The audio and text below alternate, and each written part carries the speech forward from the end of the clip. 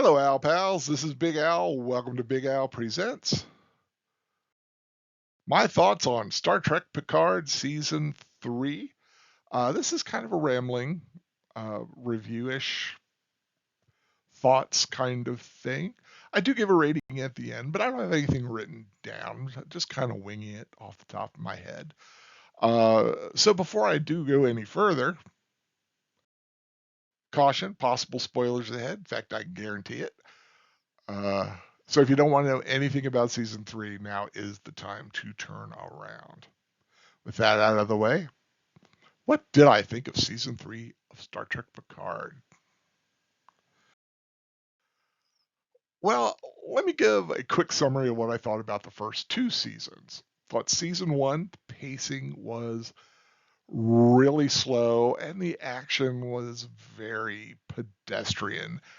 While, of course, I like Patrick Stewart and the character of Picard, I just thought season 1 was lacking. I mean, overall, I enjoyed it. I'm glad I watched it. Probably nothing I'll sit down and rewatch again. And I could kind of say the same thing about season 2, though I will say the story was much improved, as was the pacing, but still, they didn't have that chemistry within the cast like this cast does.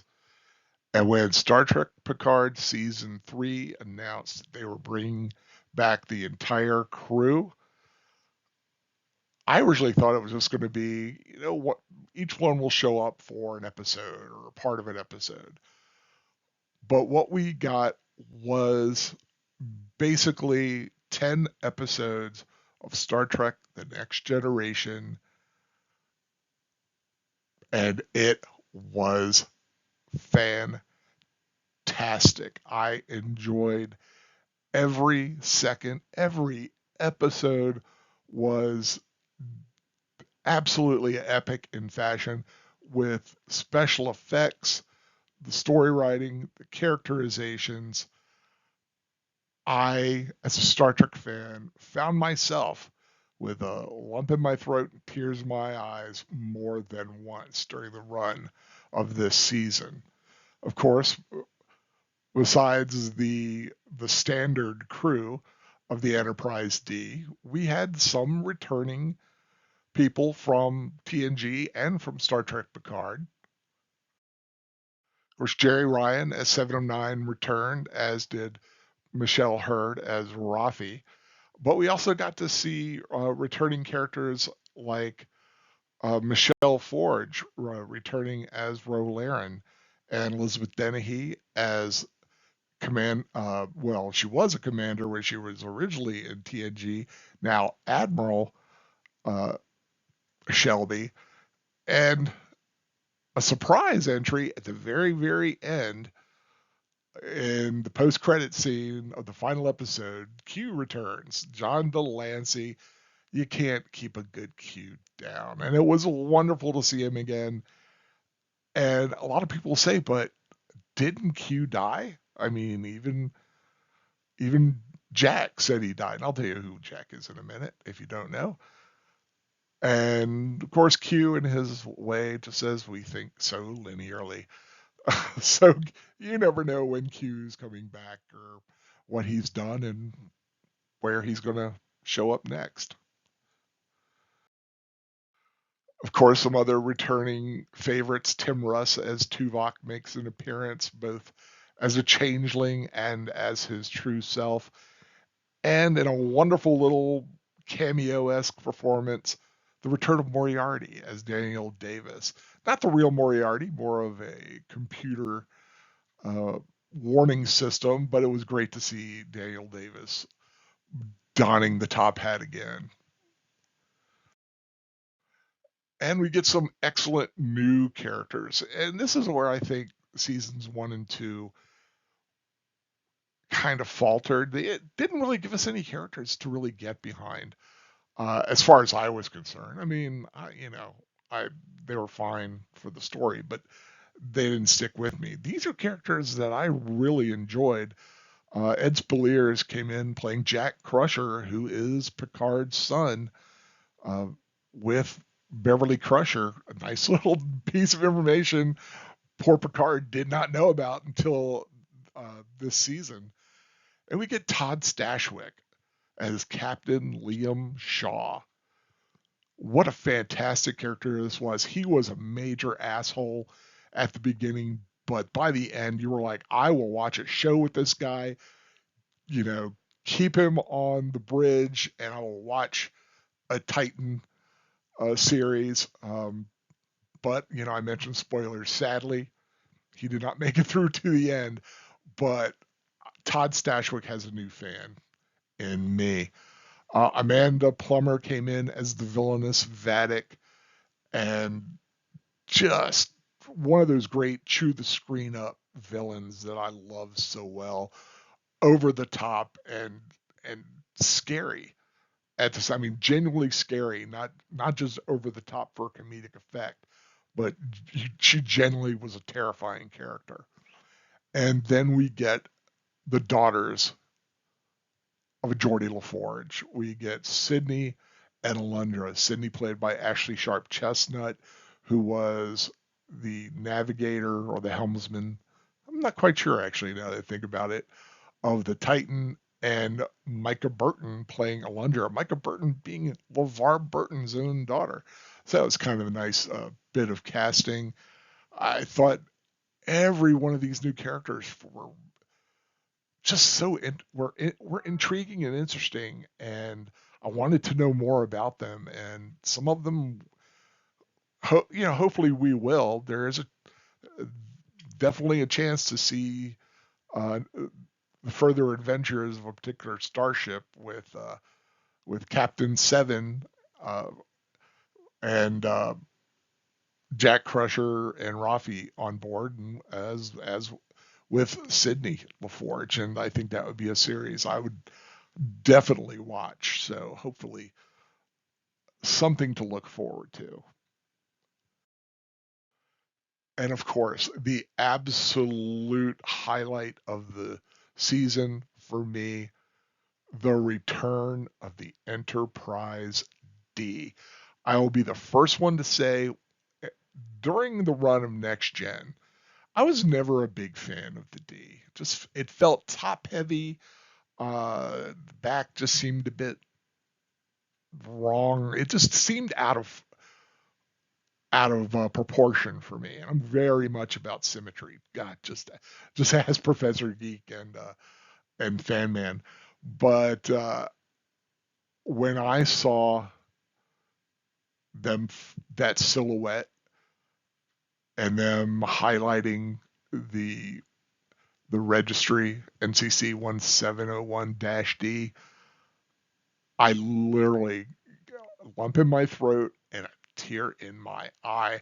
It was gorgeous, and I get it now to see that fly again. And I love the explanation. They recovered the saucer section, which crashed in Generations, and Geordi has spent the last 20 some years rebuilding it. And the star drive was from another galaxy class, the USS Syracuse. I guess they lost uh, its saucer section, so he's making a hot rod, and this hot rod could still fly. And of course, they had to use it to save the day. To see the Enterprise D fly again, and that just was a highlight of this season for me.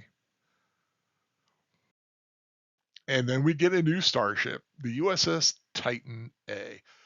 For those who don't know, the USS Titan, the original Titan, was under command of Riker. It was his first starship that he got in Nemesis, and then I guess they retired it, and they got this ship, and it had just been refitted. It's the Titan A, and they're calling it the Neo Constitution class because it looks like the original design of the Enterprise. It's got that Constitution class feel. The proportions are there. Uh, the configuration. I like it. I know Fan Man doesn't like it. Sorry, Fan Man. I like the Titan A. I thought it was an intriguing design, and I would gladly have it sitting on my shelf any day, in whatever in whatever capacity uh, they might make it available. But it was a beautiful ship, and I loved seeing it fly. And an episode going around the Starfleet Museum and seeing some classic starships, we got to see what happens to the Enterprise A. That it is sitting in a mooring there for people to view. An original Constitution class, the New Jersey, sitting is one of the features. The Defiant is there. Um, it's just a very this is a museum I would visit and visit often. Some great starships. They even have the HMS Bounty. And for, of course, the hardcore fans who don't know what the Bounty is, it is the Klingon bird of prey that Kirk and crew used to bring back the whales in A Voyage Home, Star Trek 4. So, just wonderful to see that again. But the show it was visually stunning. I thought the storyline was exciting and fitting. It had just great action, an excellent mystery throughout. Why do the changelings were back? Why do the changelings want Jack Crusher? And you find out that it's the Borg. The Borg are back again. And just, I know this is not you. This is why I call this a ramble, because this is just my pure emotional energy. I'm just reliving it in my head right now, and I loved it so much. It brought me so much joy, and that is what I hope anybody who is a Star Trek fan. I hope you're able to feel like this. And I know some people aren't because of STD, as everyone is calling it, and JJ Trek to an extent as well. Yeah, Star Trek has stumbled over the last several years, but I think it is on an upswing. Star Trek Picard season 3, Star Trek Strange New Worlds, that has reinvigorated the fan in me to when I was a kid. I'm like wanting things now. Oh, I want that ship. Ooh, I want that book. Ooh, that's a great poster. That it's that kind of a feeling again, and I am just so happy to feel that way. I'm sad that some of my friends don't feel as into it as I am. I understand, and everybody is wired differently, as I always say, and I'm just wired to be happier watching these things, and I'm just so pleased with this show and how this crew went out. So ultimately, I look at Star Trek Picard season 3, and I absolutely think I could have given this 5 stars, but I didn't.